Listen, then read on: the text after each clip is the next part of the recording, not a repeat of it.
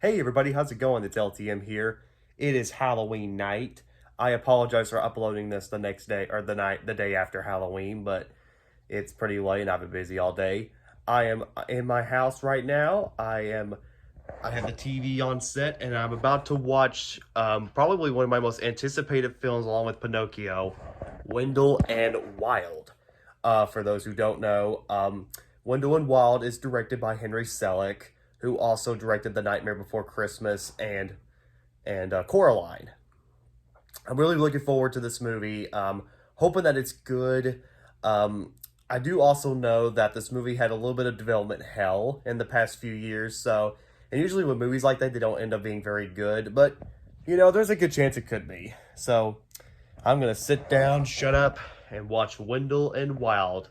I will give you all my thoughts after the film.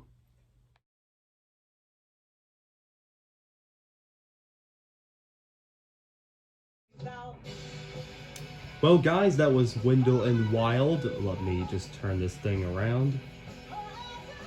There we go.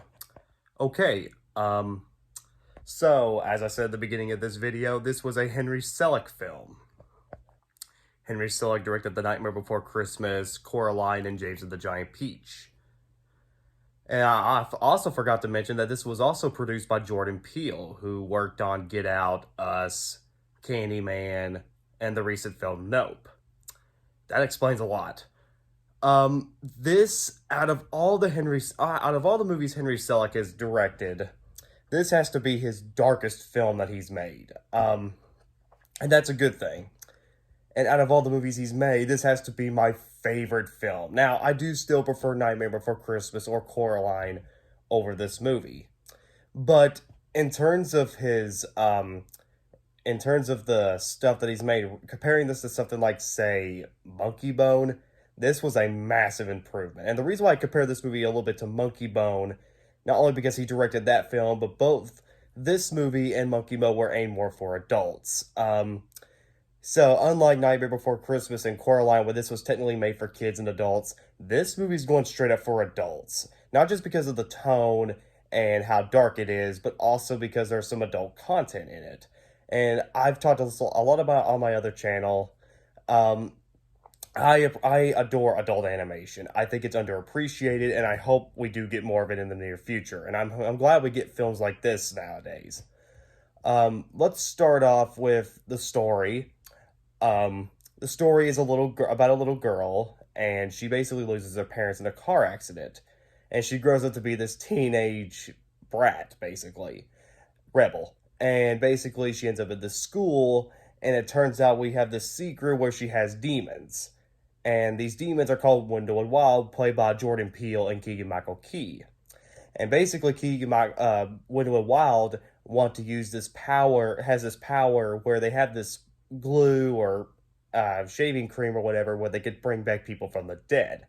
And so all they have to do is raise enough people from the dead to start an army start an army or something like that, and take over the living. It's kind of a complicated story when you get down to it, but at the very least, I'm able to follow it very, very well. The characters are very likable and very interesting. The voice acting for them is very well done, mostly from Jordan Peele and Keegan-Michael Key. They never go wrong, especially in animation. I liked them both in Keanu, so that's what this movie kind of reminded me of. If you've seen the movie Keanu, you knew how their acting was in that film. I get a little bit of that vibe from this film. They do such a good job in this. The stop motion animation is fantastic. I haven't seen a movie this beautifully well animated since Coraline. And let me tell you, that was like 10 years ago, I think. I can't remember how long. It was 2009, so it was about 10 or 12 years ago. And comparing it to this film, this was a good return for Henry Selick because he did such a fantastic job with the animation. Now, technically, this was produced by Jordan Peele, so I kind of expected it to be, like I said before, I kind of expected this film to appeal more for adults. I don't really recommend this to kids under 10 or 12. Just want to let that out because, well, this is a pretty dark movie. And it's not too dark, but there are some dark, unsuitable things in this movie. Um, The screenplay is probably the only thing I'll say that's it's not, the screenplay's not bad. It's just kind of hard to compare. Like I said before, when you compare this to something about like Nightmare Before Christmas or Coraline, the screenplay is not as strong as those movies. Um, the one last thing I'll say is the soundtrack. I love the soundtrack to this movie. It sounds great. I like some of the songs. It's just a really good soundtrack. So overall, guys, I enjoyed Wendell and Wild. Is it the best film from Henry Selick? Yeah, even though I do prefer Coraline or Nightmare, this is still a fun movie to watch. I compare just to say Monkey Bone, which also appealed more for adults and was directed by Henry Selick. This was a massive improvement. I can at least safely say that. But that's because of the PG-13 rating. So I give Wendell and Wild a 9 out of 10. It's not, if it wasn't for the screenplay, this could have been a 10 out of 10 best film. But, that's just my opinion.